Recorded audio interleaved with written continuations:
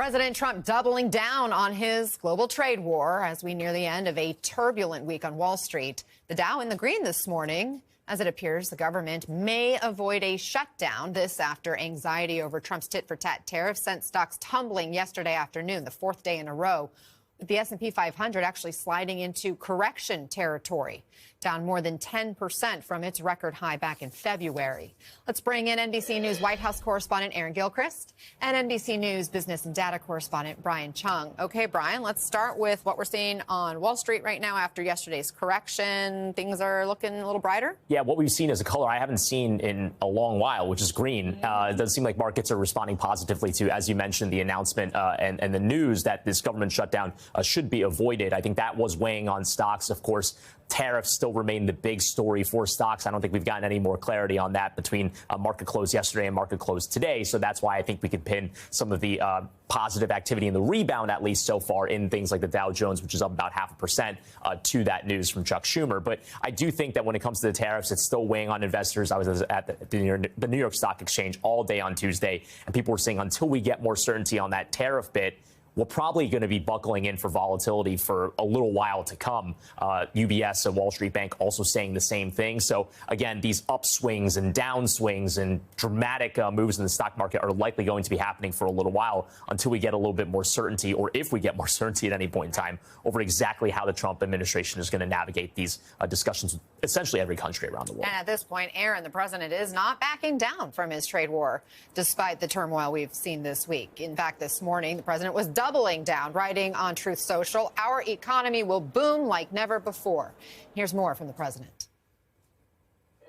We've been ripped off for years, and we're not going to be ripped off anymore. No, I'm not going to bend at all. We've been ripped off as a country for many, many years. We've been subjected to costs that we shouldn't be subjected to.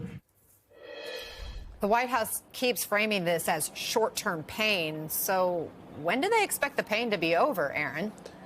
Well, Anna, that really is the $64,000 question, right? We don't know from the Trump administration what sort of timeline they expect to be seeing for some of the changes that they're making to the economy. Obviously, these tariffs are something that has created a lot of bombast from President Trump himself and other members of the administration. But when you cut through that, I think what you hear from the administration is a message that is trying to encourage people to have patience and to give the economic plans of the president some time to work. While these tariffs are things that we anticipate are going to cause immediate pain in different industries at different points in the supply chain process, there is this thinking from the administration that it's moving fast to cut taxes, that it's moving fast to cut regulations, and that ultimately will spur business development in this country, will spur manufacturing, will spur job creation, that they're getting investment, large billion-dollar investments from companies around the world here in the United States that over time will lead to economic growth, will lead to making America more wealthy, as the president has said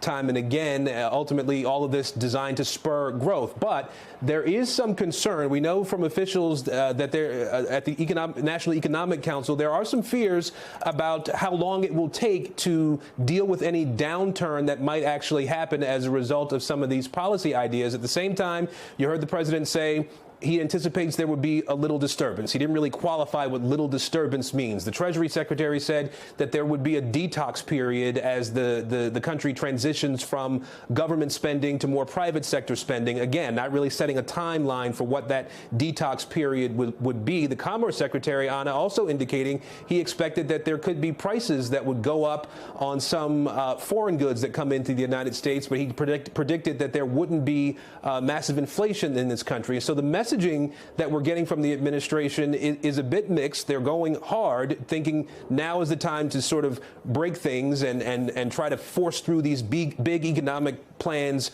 immediately, and that the impact would be positive down the road. Also, we know that there have been massive job layoffs at agencies around the federal government, right, and some of these decisions are also going to lead to layoffs in the private sector. And we're going to talk about all those layoffs and some developments there momentarily. Aaron Gilchrist, Brian Chung, guys, thank you both. We'll, of course, keep an eye on the market.